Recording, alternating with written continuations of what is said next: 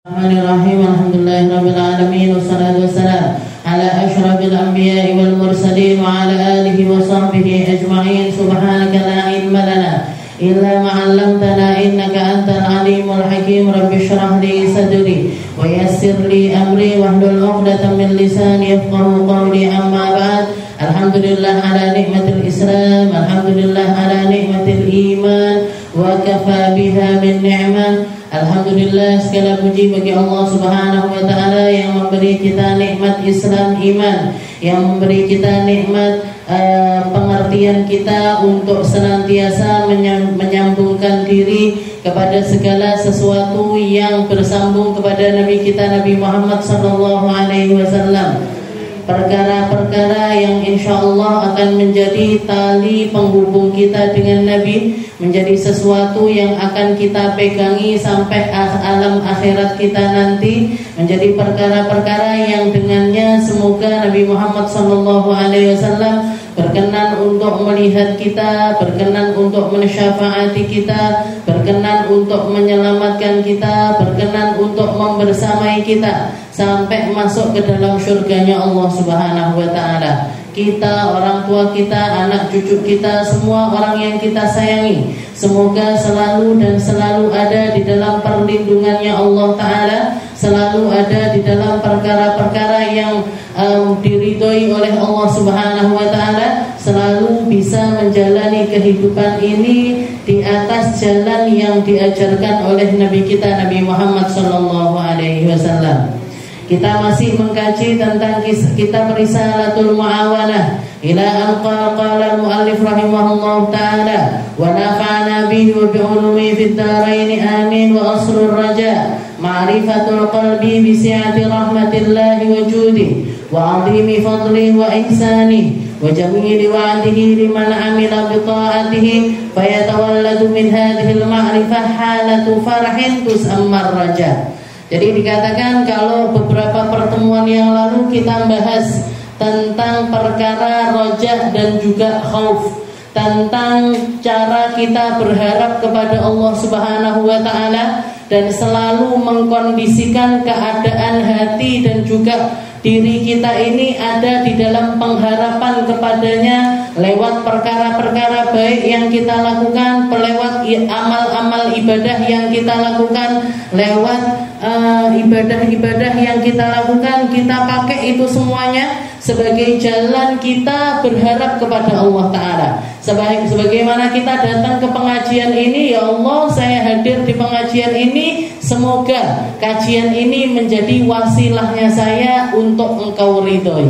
Kita melaksanakan sholat berjamaah juga dengan harapan, ya Allah semoga dengan sholat jamaah ini saya ada di dalam golongan orang-orang yang tidak tersesat di jalan-Mu. Ketika kita ketemu sama orang-orang baik, orang-orang soleh, para wali-walinya Allah Ta'ala, baik yang masih hidup ataupun yang sudah diwafatkan sama Allah, kita juga naruh ini di dalam hati kita, pengharapan-pengharapan sebagai bentuk wasilahnya kita untuk mencari perhatiannya Allah Subhanahu wa ta'ala. Itu sifat tersebut, sifat tersebut atau keadaan tersebut namanya adalah halatur roja, keadaan seorang pengharap.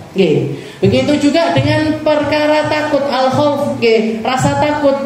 Ketika kita bermaksiat, keluar di dalam hati kita rasa takut. Ketika kita mau ngomong yang jelek, keluar di dalam hati kita rasa takut. Ketika kita mau melakukan kesalahan-kesalahan yang jadi tameng kita, adalah kalau enggak firman, misalkan terbesit di dalam pikiran kita perzinahan, ya Allah jauhkan saya dari zina. Kenapa? Karena Allah Ta'ala melarang perzinahan tersebut. Keluar di dalam pikiran kita untuk minum khamr misalkan, keluar lagi, Allah Ta'ala nggak senang sama orang-orang yang minum khamr. Jadi dari perkara-perkara akhirat yang sifatnya itu neraka, sifatnya itu azab, sifatnya itu adalah uqubah, kita mendatangkan keadaan-keadaan tersebut dengan harapan semuanya juga wasilahnya kita untuk menyelamatkan diri kita di hadapan Allah Subhanahu wa ta'ala. Itu namanya adalah halatul khauf. Jadi ada yang namanya halatul khauf, ada yang namanya halatul raja. Ada orang ini lewat keadaan ini, keadaan ini, keadaan ini. Nah, keadaan pengharapan ini, pengharapan ini, pengharapan ini, rasa takut ini, rasa takut ini, rasa takut ini. Kalau terus dikumpulkan sedikit demi sedikit, sedikit demi sedikit, orang tersebut akan mencapai satu derajat namanya maqamur raja wa maqamul khauf. Makomnya para pengharap di hadapan Allah Ta'ala, juga makomnya orang-orang yang takut di hadapan Allah Subhanahu wa Ta'ala. Jadi khauf dan raja itu kayak sebuah puncak yang kita naiki satu demi satu anak tangganya, yang kita naiki sedikit demi sedikit lewat perkara-perkara yang ada di dalam kehidupan kita, dengan harapan kita masuk di dalam golongan orang-orang yang sudah memiliki maqamul khauf wa maqamur raja. Jadi satu keadaan di mana orang itu berharap luar biasa kepada Allah, dan juga takutnya luar biasa kepada Allah. Maka ketika seseorang sudah masuk di dalam maqam tersebut, sudah ada di dalam maqam tersebut, maka pengharapannya ataupun rasa takutnya sudah tidak tergantung dengan amalannya dia. Sudah tidak bergantung dengan amaliyahnya dia, tapi bergantung langsung kepada Allah Subhanahu wa Ta'ala. Istilahnya ketika dia dalam keadaan terpeleset di dalam maksiat, terpeleset di dalam maksiat, rasa pengharapannya kepada Allah Ta'ala itu tetap besar. Dan ketika dia melakukan kebaikan sekalipun, rasa takutnya kepada Allah Ta'ala juga tidak berkurang. Jadi tidak menyandarkan rasa takutnya kepada maksiatnya, juga tidak menyandarkan pengharapan dia kepada Allah Ta'ala lewat amaliyahnya, ataupun rasa takutnya lewat kemaksiatannya, enggak. Tapi dia 100% bergantung hanya kepada Allah Subhanahu wa Ta'ala. Jadi rasa takutnya tetap ada, rasa pengharapannya kepada Allah Ta'ala tetap ada meskipun dia bermaksiat. Meskipun dia bermaksiat, kalau terpeleset di dalam maksiat, bukan sengaja di dalam maksiat, jadi terpeleset. Karena manusia ini selama dia hidup, selain para nabi, selain para rasul, akan selalu ada maksiat di dalam dirinya. Ae salah, ae keliru nih. Tapi ketika dia keliru, nggak berkurang ini rasa pengharapannya kepada Allah Ta'ala, ini nggak berkurang. Ketika dia beramal pun, ketika dia beramal tentang berbuat baik, nggak berkurang juga rasa takutnya kepada Allah Subhanahu wa Ta'ala. Semacam Nabi Muhammad SAW. Nabi Muhammad itu sudah diampuni semua dosanya, dijamin surga, dijamin nggak akan masuk neraka, tapi menjadi manusia paling takut sama Allah Ta'ala dan paling punya pengharapan kepada Allah Subhanahu wa Ta'ala. Dan pengharapannya Nabi ini bukan lagi tentang dirinya lagi, bukan lagi tentang dirinya, tapi tentang seluruh umatnya. Makanya ketika kita dekat sama orang-orang ahlil khauf wa ahlir raja, sama orang-orang yang memang sudah memiliki rasa takut, yang sudah memiliki rasa pengharapan sama Allah Ta'ala, itu rasa-rasa tersebut itu nular dia, nular kepada orang-orang yang ada di sekitarnya. Jadi dikatakan di sini wa aslur raja ma'rifatul qalb bisi'ati rahmatillahi wa judih. Dan asal muasal dari rasa pengharapan itu, asal muasalnya, kalau kita mau ngoreksi di dalam diri kita, asalnya itu ada di dalam ma'rifatul qalb, di dalam hati yang kenal sama Allah Ta'ala. Jadi hatinya orang, kalau dia tambah kenal, tambah ngerti, tambah ngaji, makanya kulaan rojak, kulaan khauf itu, paling besarnya itu ada di mana? Paling besarnya adalah di tempat-tempat di mana kita mengkaji lewat orang-orang yang sudah memiliki rasa tersebut. Termasuk di dalamnya adalah lewat kitab Risalatul Mu'awanah ini. Kenapa kok kita pakai kitab Risalatul Mu'awanah? Karena yang ngarang ini adalah seseorang yang hatinya sudah kenal sama Allah. Ketika hati seseorang kenal sama Allah Ta'ala, dia tahu persis apa yang harus diucapkan, apa yang harus dilihat, apa yang harus didengar, bahkan apa yang harus dituliskan pun mereka sangat-sangat tahu sekali. Okay. Nah, kita ketika belajar ini, katanya Habib Abdullah bin Alawi Al-Haddad, wa aslur raja ma'rifatul qalb. Okay. Asalnya roja itu ada di dalam hati yang kenal, hati yang tahu. Okay. Tahu dengan apa? Bisiati rahmatillah, akan luasnya rahmatnya Allah. Ketika Allah Ta'ala mengatakan di dalam Al-Quran, wa rahmati wasi'at kulla syai', sesungguhnya rahmatku itu meluas di dalam segala sesuatu. Wasi'at kulla syai', bahkan rahmatku itu mampu menampung segala sesuatu. Sebanyak apapun dosamu, sebanyak apapun kesalahanmu, kalau kamu kenal sama Tuhanmu, kamu gak akan merasakan rasa putus asa, kamu gak akan merasa sendirian, kamu gak akan merasa terpuruk, kamu gak akan merasa terhinakan, gak akan merasa opo pantes uang koyo aku ngelakoni ngene. Apa pantas manusia semacam aku menjadi seperti ini, gak akan keluar itu rasa.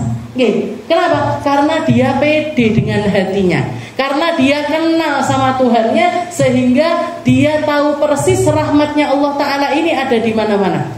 Istilahnya kalau orang zaman sekarang itu ngomongnya, tangki kasih sayangnya itu penuh dengan kasih sayang dari Allah Subhanahu wa Ta'ala, sehingga dia nggak perlu mengemis kasih sayang dari siapapun, nggak perlu ngemis kasih sayang sama tetangganya, nggak ngemis kasih sayang sama pasangannya, ngemis kasih sayang sama anak-anaknya, ngemis kasih sayang kepada orang lain, itu nggak perlu.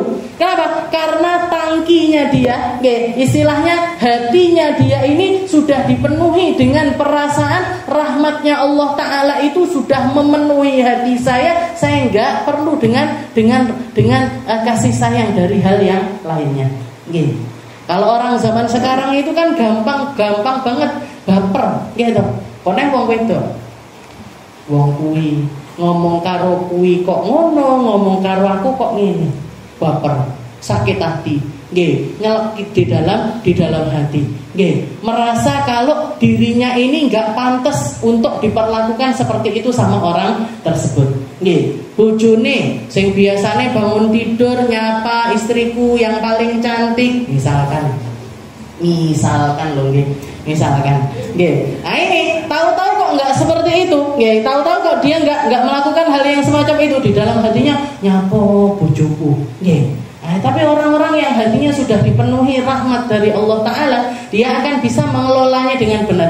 Oh paling loro untu, oh paling urung sikatan, oh paling agape pas ndak enak. Mungkin dia mau melakukan ini, mungkin dia mau melakukan itu. Husnudon dulu yang dilakukan. Bukan malah marah-marah, bukan malah suudon macam-macam, bukan malah mikir yang macam-macam. Enggak. Tapi karena makanya ini dikatakan ini namanya keadaannya hati. Di keadaannya hatinya orang yang sudah kenal sama Allah Ta'ala, sehingga Allah Ta'ala itu membersamai dia kapanpun, dimanapun, lagi ngapain aja, dia merasa sedang bersama-sama dengan Allah Subhanahu wa Ta'ala. Dan perasaan yang keluar di dalam dirinya adalah bahwasanya rahmatnya Allah Ta'ala itu wasi'at kulla syai', mampu memenuhi segala sesuatu. Kalau kasih sayangnya manusia kadang 10%, kadang 20%, lek pas untuk hidayah paling 50%, tapi mau 100% itu kayaknya nggak mungkin. Tapi kalau Allah Ta'ala, Bu, jenengan nyari lewat ayat-ayatnya Allah Ta'ala itu bertebaran di mana-mana. Ketika Allah Ta'ala mengatakan wahai manusia, ma gharraka bi rabbikal karim. Jadi ketika Allah Ta'ala, ya ayyuhal insan ma gharraka bi rabbikal karim alladzi khalaqaka fasawwaka fa'adalak. Kalimat ya ayyuha itu, ya ayyuha itu kalimat panggilan yang bentuknya itu kasih sayang. Ya ayyuhal insan, Wahai manusia, wahai orang-orang, wahai ciptaanku yang namanya manusia, ma gharraka bi rabbikal karim. Kenapa kamu itu harus tertipu dengan sesuatu selain aku? Kenapa kamu harus ditipu sama hartamu, harus ditipu dengan kehidupanmu, harus ditipu dengan anakmu, harus ditipu dengan pasanganmu? Allah Ta'ala bicara sama para ahli maksiat yang melampiaskan atau mengisi waktunya dengan kedurhakaan kepada Allah Subhanahu wa Ta'ala. Tapi Allah Ta'ala ngomong sama mereka ini dengan lembut sekali. Ya ayyuhal insan, ma gharraka bi rabbikal karim. Kenapa kamu lebih memilih untuk diperhatikan sama orang-orang itu padahal Tuhanmu yang Maha Karim? Padahal Tuhanmu yang Maha Dermawan, padahal Tuhanmu yang Maha Mulia, padahal Tuhanmu yang Maha baik. Alladzi khalaqaka fasawwaka fa'adalak. Tuhanmu ini yang buat kamu, yang desain kamu, yang menyetabilkan seluruh keadaanmu, dan kamu lebih memilih untuk mengisi waktumu dengan selain Allah Subhanahu wa Ta'ala. Jatahnya Allah Ta'ala itu dikit sekali di dalam diri kita. Salat paling 5 menit dikali 5 ya cuma 25 menit. Dari 24 jamnya kita itu jatahnya Allah Ta'ala cuma 25 menit. Itu kalau kita sholat wajib. Kalau ditambahi sholat sunnah paling 1 jam. Tapi waktu kita yang lainnya lebih banyak untuk selainnya Allah Ta'ala. Lebih banyak untuk HP-nya kita, lebih banyak untuk ngobrol sama teman, lebih banyak untuk cuap-cuap sama istilahnya dipakai untuk sesuatu yang lain. Jatahnya Allah Ta'ala dikit sekali. Padahal katanya Allah Ta'ala, aku yang bikin kamu, aku yang desain kamu, aku yang menyetabilkan seluruh kehidupan. Bayangkan Bu, ini seluruh badan kita, mulai dari kita lahir sampai sekarang ini. Kalau dikasih sumbatan sak titik ae karo Gusti Allah, wis enggak karu-karuan. Jantung kita ini yang mompa darah ke seluruh tubuh, itu dibolongi sak titik ae wis bingung.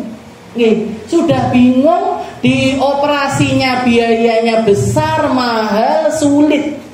Itu pun mungkin berhasil, mungkin enggak. Lah kita itu mulai dari awal lahir sampai sekarang ini bocornya lo enggak.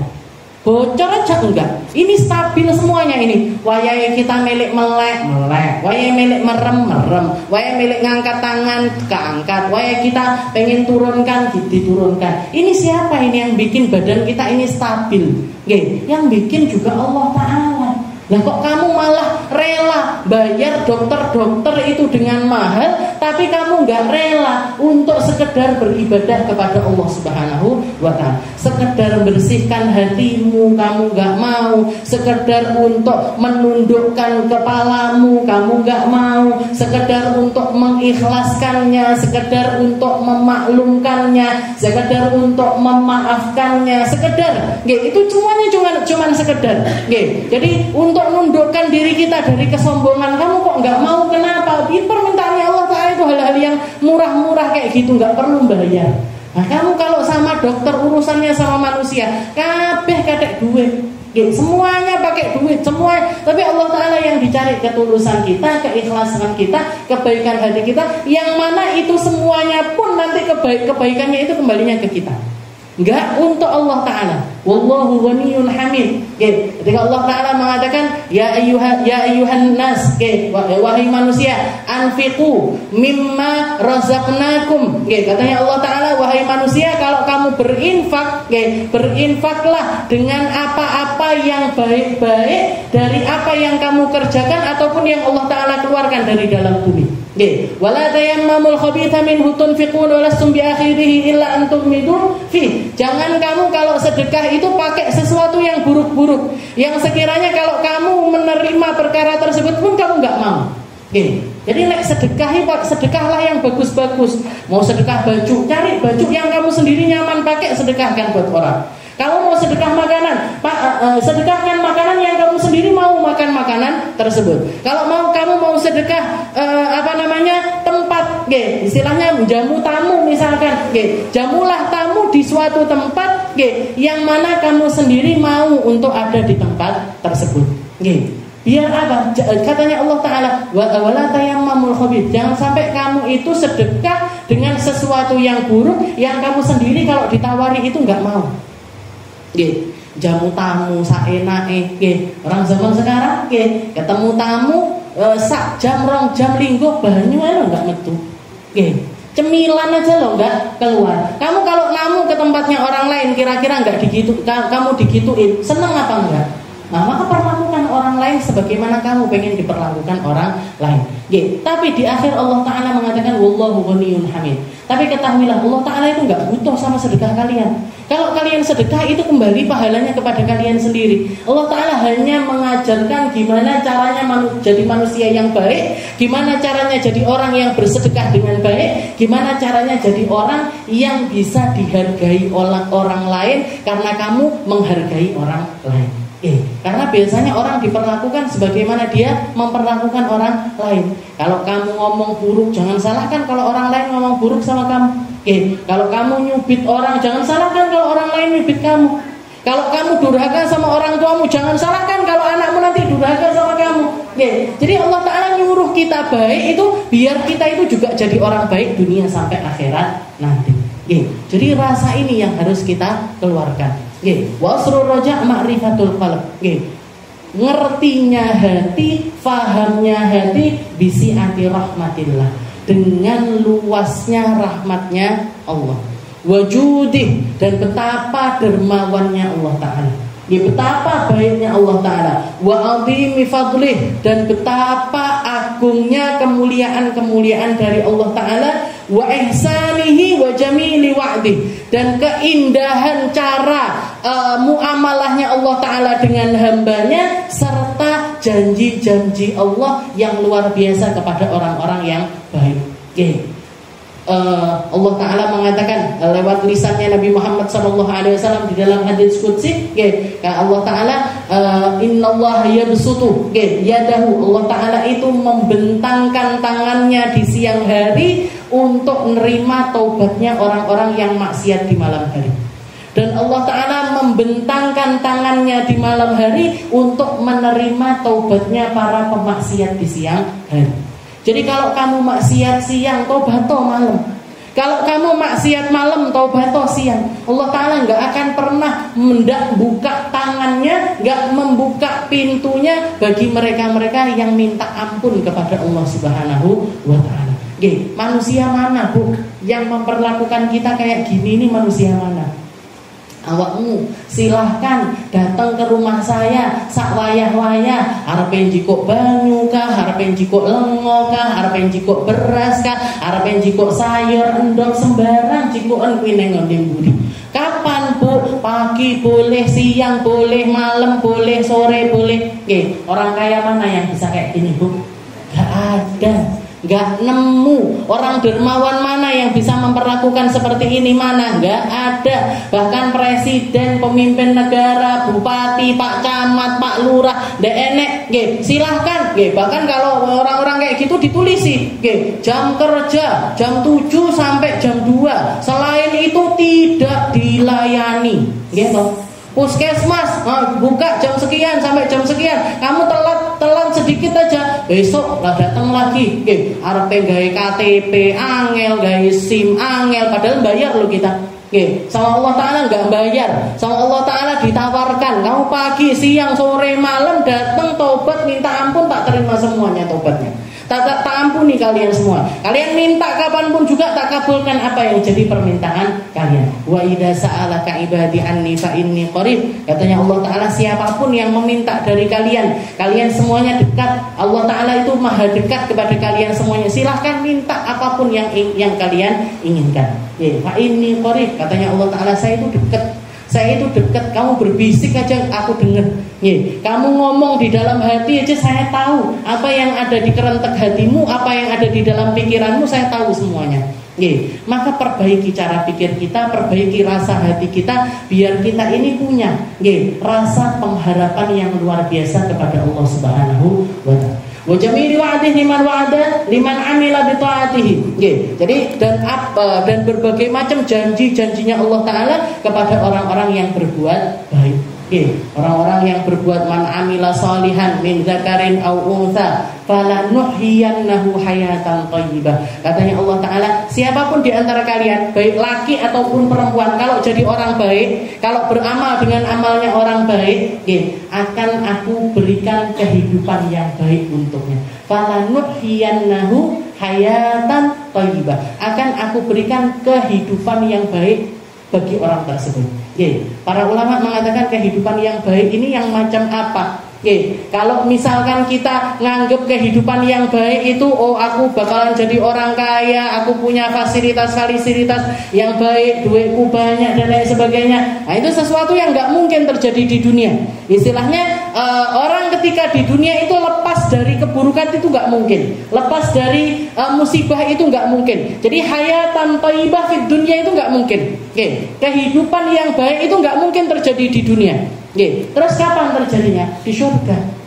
Jadi kehidupan baik yang sebenar-benarnya itu tempatnya di surga, di mana kita nggak kenal capek lagi, di mana kita nggak kenal sakit lagi, di mana kita nggak kenal khawatir lagi, di mana kita nggak kenal rasa cemburu lagi. Jadi hal-hal buruk yang menghantui manusia di dunia, sifat rasa sedih dan lain sebagainya itu sudah nggak terjadi lagi. Baik fisik ataupun jadi dohir ataupun batinnya itu dibikin sama Allah Ta'ala untuk bisa menikmati kehidupan yang baik. Tempatnya ya di akhirat. Wes ndak kesel-kesel nah dhewe lingguh sekarang ini kita duduk. Ngobrol-ngobrol itu paling kuat sak jam setengah. 2 jam lah, sama baca-bacanya itu paling 2 jam. Dijak 3 jam, Bu. Wes enggak sadar semua. Baik yang mendengarkan ataupun yang ngomong wes enggak sadar. Ini ibune sampai garing itu nanti. Jadi kita ngobrol ini, kalau masih di dunia ini paling kuat itu cuman beberapa waktu aja.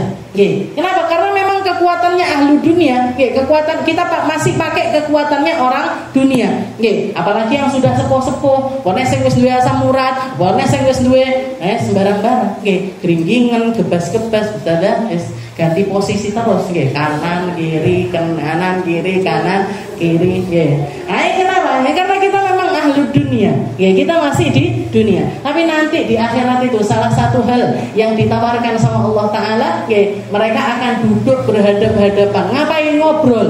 Ngobrolin apa? Ngobrolin tentang kebaikan-kebaikan yang pernah mereka torehkan bersama-sama ketika di dunia. Oh ya dhewe biyen ngaji ning Al-Wasilah bedino sana.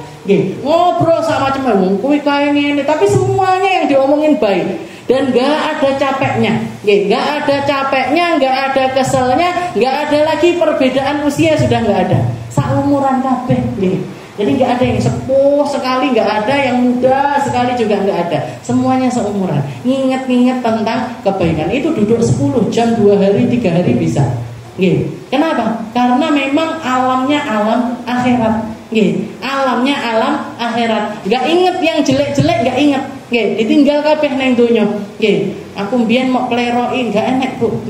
Aku mbiyen mau santeoti gak ada. Sudah itu semuanya ditinggal di dunia. Wa naza'na ma fi sudurin min ghillin ikhwana ala sururin mutaqabilin. Katanya Allah Ta'ala, nanti ahlu surga itu sebelum masuk surga dicabut sama Allah Ta'ala. Perasaan-perasaan buruk yang ada di dalam hati mereka itu dicabut semuanya. Ala sururin mutaqabilin. Mereka duduk adep-adepan ngobrol di dalam surganya Allah Subhanahu wa Ta'ala. Jadi wajamili wa'di. Jadi hal-hal semacam ini semuanya numbuhkan rasa pengharapan sama Allah Ta'ala. Allah milik surga sing kae, sing diceritani Kak Minah kae lho. Ya Allah pengen surga sing koyok kuwi, Allah pengen bareng-bareng karo wong kuwi, Allah. Nah, itu semuanya membawa hati kita ini untuk menjadi orang-orang yang punya pengharapan untuk diri kita. Kalau ditambah terus itu pengharapannya bahkan kepada seluruh manusia. Nabi Muhammad itu punya pengharapan tertinggi. Kenapa? Karena beliau punya hati yang paling kenal sama Allah Ta'ala, sehingga pengharapannya beliau itu tanpa batas. Makanya Allah Ta'ala untuk memuaskan Nabi ini sampai mengatakan wala sawfa yu'tika rabbuka fatarda. Tak kasih kamu wahai Muhammad sampai kamu puas. Apa yang bikin Nabi Muhammad puas? Nabi Muhammad ingin semua umatnya masuk ke dalam surga. Meskipun dia ahli maksiat, meskipun dia ahli maksiat, meskipun dia pezina, meskipun dia pezina, meskipun dia orang minum khamr, meskipun dia minum khamr, tapi hatinya Nabi tetap pengen orang-orang ini untuk selamat. Kenapa? Karena rojaknya beliau yang begitu besar. Karena pengharapannya beliau kepada Allah Ta'ala yang begitu. Beliau, Nabi Muhammad kenal bagaimana Allah Subhanahu Wa Ta'ala. Maka Nabi Muhammad memaksimalkan rojaknya, memaksimalkan pengharapannya kepada Allah Ta'ala, sehingga beliau memiliki pengharapan yang luar biasa. Makanya gak gampang nyelatu ahli maksiat, gak gampang ngomong buruk sama orang, gak gampang doain buruk sama orang. Ketika ada salah satu ulama di zaman tabi'in dulu, ada salah seorang ulama, kalau zaman sekarang mungkin juga kalau kita bayang-bayangkan ya kan sekelas kalau semacam Habib Umar ataupun juga para habaib-habaib yang kita kenal punya pengaruh yang besar dan juga dihormati dengan luar biasa sama manusia. Jadi zaman dulu itu ada arif billah, ada orang yang punya pengaruh yang luar biasa. Jalan sama beberapa orang, bukan satu dua orang, banyak orang, datang bersama dengan beberapa orang pergi ke pantai. Pantai ini kan identik tempat maksiat. Pantai ini kan identik jadi tempat maksiat. Apalagi kalau di Indonesia mungkin semacam di Bali atau di mana itu kan tempatnya orang maksiat lah istilahnya. Jadi arif billah ini tadi, orang soleh ini tadi datang ke pantai. Kelihatan ada sekelompok anak muda lagi minum khamr, lagi joget-joget, lagi pokoknya maksiat-maksiat yang besar lah istilahnya. Di siang hari lagi. Jadi siang-siang mereka mabuk-mabukan di pinggir pantai. Lagi joget-joget sambil mabuk-mabukan di pinggir pantai. Beberapa orang yang ada di orang soleh itu, orang yang ahli ibadah atau orang yang dianggap sebagai orang baik, itu biasanya perasaan yang ada di dalam hati mereka risih kalau kumpul sama orang gak baik. Orang jilbaban besar-besar, atau bahkan mungkin cadaran, itu risih kalau duduk sama orang-orang yang keleke ketok, pupune ketok, gitu. Jadi orang senengane sholawatan sama orang sukanya konser-konser musik itu biasanya nggak jadi satu. Nah ini kayak yang sini nggak mau ke sini, yang sini nggak mau ke sini, gitu. Dan punya perasaan risih kalau duduk bersama orang-orang semacam ini. Nah ini yang ada di sekitarnya orang soleh itu juga merasakan hal yang semacam itu. Wong-wong iki piye?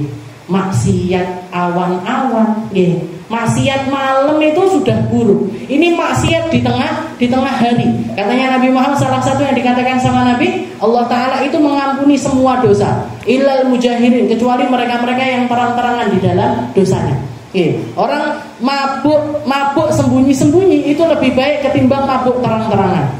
Orang zina sembunyi-sembunyi lebih baik ketimbang, walaupun dua-duanya buruk, tapi mending timbangannya sing terang-terangan. Jadi orang-orang yang di sekitarnya orang soleh ini tadi merasa, wong iki piye awan-awan kok mabuk-mabukan yang gone pinggir pantai. Setelah itu mereka bilang sama orang soleh wahai syekh, ud'u lahum, ud'u alaihim, kan ud'u lahum. Doakan orang-orang itu biar dilaknat sama Allah Ta'ala. Doakan orang-orang itu biar diazab sama Allah Ta'ala. Doakan wahai syekh kepada orang-orang tersebut. Maka si syekh ini tadi ngangkat tangannya. Jadi orang soleh tadi ngangkat tangannya, orang yang ada di sekitarnya siap-siap mau ngaminin. Anggapannya istilahnya di dalam pikirannya mesti gitu ngone elek iki. Tapi ketika beliau ngangkat tangannya, beliau mengatakan, Allahumma kama afrahtahum bid dunya afrihum bil akhirah. Ya Allah, sebagaimana engkau gembirakan mereka di dunia dengan maksiatnya, gembirakan mereka di akhirat dengan kebaikan-kebaikannya. Katanya orang-orang protes, wong maksiat kok didoain gembira, orang maksiat kok didoain seperti itu, wahai syekh. Katanya syekhnya, terus kamu maksudmu saya suruh doa apa? Suruh doain, ya Allah turunkan petir nyamber mereka biar mati langsung di sini. atau turunkan azab balak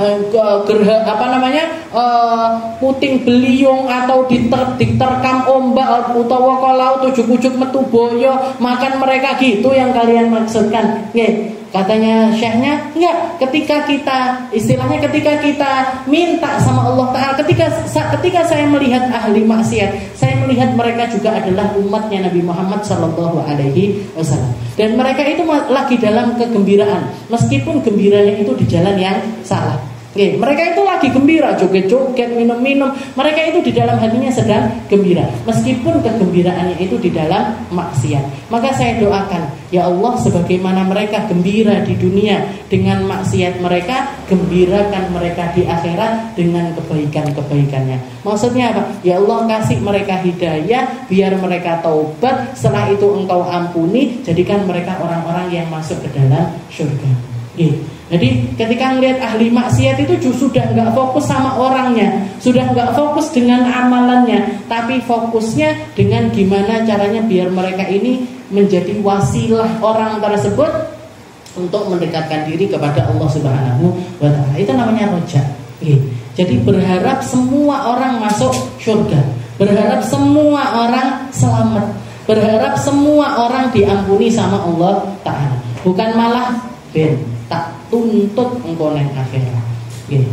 Jadi ada orang nyakitin kita, tak apa, saiki aku menang, tapi delok neng akhirat kok tak tuntut, tak jaluk amal kebaikan. Nah, ini tidak ada rahmat-rahmatnya sama sekali nih. Bahkan para guru-guru saya bilang ini paling serem orang kalau ketemu sama orang-orang kayak gini, karena urusannya sampai akhirat. Jadi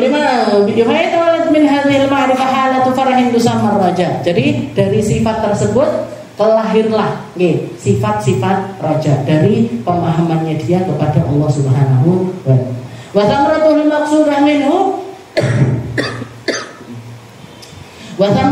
maqsudah minhu kathratul musara'ah fil khairat. Jadi dan buahnya, jadi sifat roja itu tadi, rasa roja atau keadaan roja itu tadi buahnya adalah kathratul musara'ah fil khairat. Banyaknya perlombaan untuk mencari kebaikan di hadapan Allah Subhanahu wa Ta'ala. Eman banget kalau waktunya itu terbuang sia-sia. Eman banget kalau umurnya itu terbuang sia-sia. Jadi pengennya pagi, pengennya ibadah siang, pengennya ibadah. Hidupnya itu cuman perpindahan dari satu kebaikan ke kebaikan yang lain. Bahkan kalau melihat ada peluang kebaikan yang lebih besar, dia nggak akan istilahnya menyia-nyiakan kesempatan tersebut. Kayak semacam kemarin kita mau masuk bulan Maulid, bulan Ramadan. Ketika kita mau Ramadan itu loh, orang-orang yang sudah punya pengharapan sama Allah Ta'ala yang besar, ketika tahu Ramadan itu Allah Ta'ala ampunannya lebih lagi, anugerahnya lebih lagi, kebaikannya lebih lagi, maka dia akan tambah lagi semangatnya. Ibadahnya tambah semangat, kebaikannya tambah semangat. Nah, ini adalah samratul maqsudah minar roja. Itu adalah buah yang dihasilkan dari sifat roja. Musarafil khan wa syiddatul muhafadzah ala ta'at, dan sangatnya menjaga di atas ketaatan. Nah, jadi taatnya itu hidupnya itu pindah dari satu ketaatan ke ketaatan yang lainnya. Lisannya kalau nggak dipakai ngaji, ya zikiran, ya sholawatan. Engkau waleh maca la ilaha illallah, baca subhanallah, waleh maca subhanallah, maca alhamdulillah, waleh maca alhamdulillah, sholawat, waleh sholawat, baca Al-Qur'an. Jadi pindah lisannya, pindah-pindah kebaikan ini, kebaikan ini, kebaikan ini. Engkau waleh neh, jadi waleh enggak kestak nyanyi dhisik lah, enggak. Waleh ribah dhisik lah, enggak. Tapi pindah dari satu kebaikan ke kebaikan yang lainnya. Wa syiddatul muhafadzah 'ala ta'ah. Fa inna ta'ah hiya sabilul musilah ila ridwanillahi wa jannati. Karena ketaatan sifat taat, pikiran taat, hati yang taat itu adalah jalan yang menyampaikan seseorang kepada keridhoannya Allah Ta'ala dan juga ke dalam surganya Allah Subhanahu wa Ta'ala. Ada satu kisah juga di zamannya Mansur bin Ammar, itu adalah jadi zamannya tabi'in lah istilahnya, orang-orang yang masih dekat zamannya dengan Rasulullah SAW. Ada seorang budak, jadi ada seorang budaknya orang kaya, tapi ahli taat, jadi budaknya ini orang yang baik, orang yang banyak ketaatannya dan orang yang istilahnya kenal sama Allah Ta'ala, kenal sama Rasulullah SAW dan berjalan di jalan-jalan di atas jalan taat. Tapi punya tuan, jadi istilahnya budak itu kan punyanya orang, jadi dia ini budak ini tadi bukan pembantu, tapi budak itu lebih rendah lagi, bukan cuman pesuruh, bukan cuman karyawan, bukan cuman orang yang dikasih gaji, enggak, tapi sepenuhnya milik tuannya.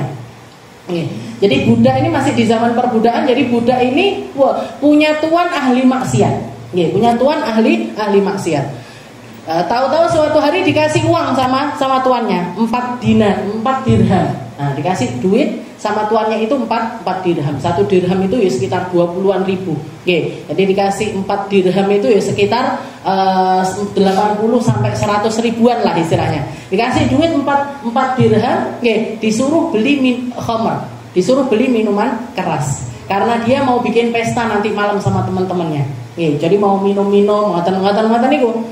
Dikasih duit karena dia seorang budak, ndak iso ngomong. Dia cuman pesuruh, dia cuman budak, maka nggak bisa ngomong, nggak bisa nolak, nggak bisa bantah tuannya. Tapi pengen banget keluar dari hal tersebut. Caranya ben dadi wong apik. Akhirnya dia pergi ke pasar. Nyampe pasar ketemu ulama ini tadi. Namanya Mansur bin Ammar. Mansur bin Ammar itu ulama yang tersohor di waktu tersebut, di zaman tersebut. Nah, Mansur bin Ammar ini lagi dimintai sama seorang pengemis. Ada orang ngemis, memang benar-benar butuh ngomong sama Mansur. Wahai imam, wahai ustadz, wahai syekh, saya butuh uang. Berapa kamu butuh uang? 4 dirham. Biar saya bisa makan hari ini, biar saya bisa pulang, biar saya kasih saya uang 4 dirham. Katanya syekhnya ini tadi, katanya Mansur bin Ammar waktu itu lagi nggak bawa duit. Nah, jadi kalau bawa duit mungkin langsung dikasih, tapi waktu itu kondisinya lagi nggak bawa duit. Maka Mansur bin Ammar ini teriak di pasar, diteriak sama orang-orang pasar. Man minkum, siapa di antara kalian yang mau minjemin uang kepada saya untuk saya berikan kepada peminta-minta ini, nanti tak doakan dia dengan doa yang dia inginkan. Nanti tak balas dengan doa, istilahnya gitu. Ini doanya ulama kan biasanya kita melek, dapat. Misalkan Habib Umar bilang, siapa yang mau tak doain? Mesti ngacung awake dhewe. Saya Habib minta Habib, saya doakan saya Habib. Enggak usah Habib Umar. Misalkan kita ketemu sama Habib Husin Roso apa sama Habib Mustafa, ketemu yang kita minta apa sama orang-orang kayak gitu? Doa. Sowan, saya kalau sowan ke tempatnya Habib Mustafa mesti pengennya ketemu sama beliau, minta untuk didoakan. Nah, sama orang alim, sama orang-orang kayak gitu itu kan kita minta doa. Nah, ini orang-orang berebutan, orang-orang istilahnya pada mendekat. Nah, di antaranya si budak yang tadi bawa duit 4 dirham. Tapi bingung dia, duduk duitku, tapi aku melek ditungakne sama Mansur bin Ammar ini tadi. Kapan lagi kesempatannya? Maka dia langsung angkat tangan pertama. Saya Mansur, saya mau ngasih, tapi ini duit bukan duit saya. Duitnya siapa? Ini duit dari tuan saya. Tapi nggak apa-apa lah, demi kamu, demi doa, dapat doa dari kamu tak kasihkan kamu. Dikasih 4 dirham itu tadi sama Mansur bin Ammar, diberikan kepada pengemis tersebut. Setelah itu ditanya, kamu pengen doa apa? Kamu pengen tak doain dengan doa apa? Saya minta 4 doa. Sebagaimana saya ngasih 4 dirham, berikan saya 4 doa.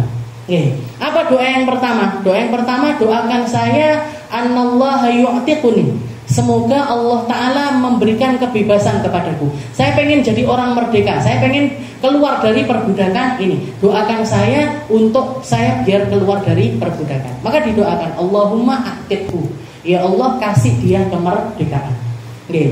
Setelah itu doa yang kedua apa? Nggih, wahai Mansur, doakan saya, anallaha yu'awwiduli, nggih, semoga Allah taala menggantikan kepadaku uang yang tadi saya keluarkan. 4 dirham itu tadi, nggih, 4 dirham itu tadi, semoga Allah taala menggantikannya. Maka didoakan, Allahumma awid alaihi wazidhu. Oke, ya Allah kasih dia 4 dirham, ya, istilahnya kembalikan kepadanya 4 dirham tersebut, bahkan tambahi ya Allah. Oke, didoakan doa yang kedua. Amin. Oke. Doa yang ketiga dikatakan, oke, doa yang ketiga apa? Oke, saya minta doakan semoga Allah taala mengampuni saya, mengampuni tuan saya, mengampuni kamu, dan mengampuni semua yang hadir di tempat ini. Nggih. Doakan saya untuk agar Allah taala mengampuni saya, tuan saya, masih tetap diingat, tuan saya, kamu, dan juga semua orang yang hadir di tempat ini.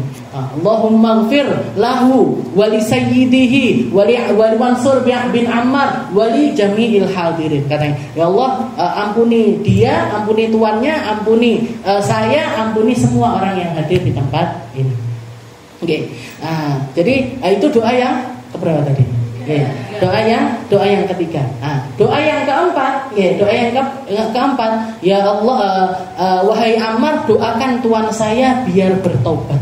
Ya, doakan tuan saya biar bertobat. Maka didoakan, Allahumma tub ala sayyidi. Ya Allah, kasih pertobatan kepada tuannya si budak ini tadi. Pulang lantung, enggak nggowo minuman keras, duitnya juga hilang gitu. Langsung dapatnya doa tadi, gantinya dari uang 4 dirham ini tadi, gantinya doa. Pulang dia ke rumahnya. Oke. Setelah itu ditanya, diseneni sini tuannya ini sudah marah-marah ini. Kamu dari mana aja? Mana ini pesanan saya? Oke, homernya mana? Minuman kerasnya mana? Kok kamu nggak bawa apa-apa pulang ke rumah? Datangnya telat lagi. Oke, datangnya lama sekali, telat lama sekali. Oke. Setelah itu si budak ini tadi sambil nunduk cerita. Oke, saya tadi di pasar ketemu sama Mansur bin Ammar. Mansur bin Ammar. Oke, ini orang ahli maksiat tapi kenal sama ulama. Alhamdulillahnya itu dia orang ahli maksiat tapi kenal sama ulama dan cinta sama para ulama. Jadi ketika disebutkan Mansur bin Ammar langsung, kamu ketemu sama ulama yang tersohor itu? Iya, saya ketemu sama dia. Terus apa? Ceritakan. Diceritakan. Dia tadi butuh uang 4 dirham buat ngasih orang minta-minta, tapi dia nggak punya uang. Akhirnya saya kasihkan uang saya. Kasihkan uang saya diganti sama Mansur bin Ammar dengan 4 doa. Apa doanya? Doa yang pertama, anallaha yu'tiquni. Saya minta sama dia biar didoakan saya itu merdeka. Kata tuannya, sekarang juga saya anta hurun biidznillah. Kamu merdeka karena Allah Ta'ala. Itu doa yang pertama, langsung dikabulkan. Dimerdekakan sama tuannya. Doa yang kedua apa? Doa kamu yang kedua apa? Doa saya semoga Allah Ta'ala gantikan saya 4 dirham itu 4 dirham itu tadi digantikan sama Allah Ta'ala, bahkan didoakan biar dikasih lebih. Kata tuannya, bukan cuma 4 dirham, tak kasih kamu 4.000 dirham. Digantikan jadi dari 4 jadi 4.000 dirham. Jadi itu kalau 100.000 jadi 100 berapa itu? Tambahnya aja nolnya 4. Tambahin, kalau tak kasih kamu 4.000 dirham. Doa yang ketiga apa? Doa yang ketiga, saya minta semoga Allah Ta'ala menjadikan kamu orang yang bertobat di jalannya Allah. Katanya si tuannya, ini tubtul an, saya tobat sekarang. Saya tobat sekarang. Saya nggak akan nggak akan minum lagi, nggak akan maksiat lagi. Pokoknya sekarang saya bertobat di jalan Allah Ta'ala. Doa yang keempat apa? Doa yang keempat, saya minta semoga Allah Ta'ala mengampuni saya, mengampuni kamu, mengampuni Mansur bin Ammar, dan mengampuni semua yang hadir di saat tersebut. Katanya tuannya, lek kuwi aku nggak iso. Kalau itu yang doa yang keempat itu saya nggak bisa, saya nggak ngerti, Bu, itu bukan ranah saya. Saya nggak bisa ngampuni kamu, nggak bisa ngampuni Mansur bin Ammar, nggak bisa ngampuni siapa-siapa. Maka saya istilahnya cuma bisa mengabulkan untuk kamu 3 doa yang kamu minta itu tadi. Akhirnya dikatakan malam harinya si ahli maksiat ini tadi, orang kaya ini tadi, mimpi kedengeran hantif, ada suara tanpa rupa yang ngomong kepada laki-laki tersebut, adzaita tsalasah, kamu sudah menunaikan atau menjalankan istilahnya mengabulkan permintaan 3 doa dari pembantumu tersebut. Masa aku cuman dikasih jatah 1 dan aku tidak akan melakukannya? Kamu aku ampuni, budakmu aku ampuni, Mansur bin Ammar aku ampuni, dan semua orang yang menyaksikan kejadian tersebut mendapatkan pengampunan dari. Jadi bangun dari tidurnya dia langsung nangis, tobat benar-benar di jalan Allah Subhanahu wa taala. Ini kejadian di zaman. Kenapa kok bisa seperti itu? Karena saking rojaknya si pembantu ini tadi. Jadi wasilahnya Mansur bin Ammar, wasilahnya dia untuk mengekspresikan rasa hatinya itu lewat seorang ulama. Tapi semua, jadi dia sampai kepikiran, disuruh doa, 4 macam doa, kepikiran doa ini. Itu kalau bukan lewat keluar dari hati seseorang yang punya pengharapan kepada Allah Taala, nggak mungkin. Ini kalau kita paling, saya belum punya rumah, minta rumah. Saya belum punya mobil, minta mobil. Saya belum punya anak, saya minta anak. Saya belum punya pasangan, saya minta pasangan. Ini yang diminta orang rata-rata itu. Yang belum punya anak, yang dicari anak. Yang belum punya pasangan, bingung nyari jodohnya. Jadi dia nyetel, keinginan dunianya dia dapat, keinginan akhiratnya juga dia dapat. Nggak muluk-muluk, nggak muluk-muluk yang gimana-gimana, dan semuanya dikabulkan sama Allah Subhanahu wa taala. Ini semuanya keluar dari sifat raja. Dan itu sesuatu yang itu tadi, makanya dari mulai halatul roja, satu keadaan hati, satu pengharapan, sampai seseorang itu ada di tempat namanya maqamur roja. Dan dua-duanya, maqamur roja wa maqamul khauf wa thariqul ma'rifah, itu adalah jalan kita untuk semakin kenal dan semakin kenal kepada Allah Subhanahu wa taala. Wa ammal khauf fa asluhu ma'rifatul khalq bi jalalillahi ta'ala wa qahri wa ghinahu an jami'i khalqihi wa shadidi iqabihi arimi 'adabil ladina ta'ada bihi man 'asa wa khalafa amruhu fa yatawallad min hadhihi ma'rifat halatu wajn tusammal khauf. Insyaallah kita lanjutkan di pertemuan yang selanjutnya. Wallahu a'lam bishawab.